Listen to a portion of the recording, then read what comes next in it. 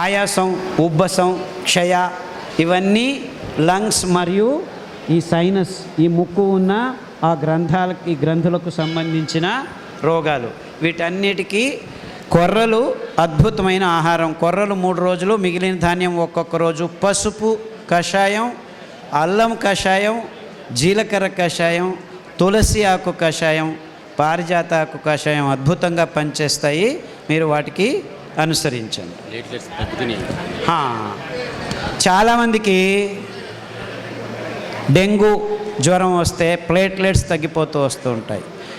20 సంవత్సరాల క్రితమే మేము పారిజాత కషాయము, పప్పాయ ఆకు కషాయము మార్చి తాగితే ప్లేట్లెట్స్ 3 రోజుల్లో పైకి వచ్చేస్తాయి.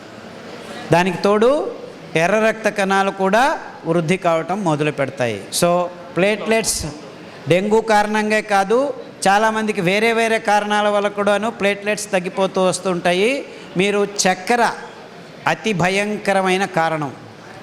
రక్తంలో ఏమైనా ఇబ్బందులు అవుతున్నాయంటే ఫస్ట్గా మీరు చక్కెర అంశం, తీపి అంశం ఆఫ్ చేయాలి.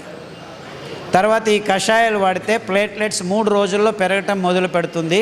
30 రోజుల్లో సంపూర్ణంగా కోలుకుంటారు.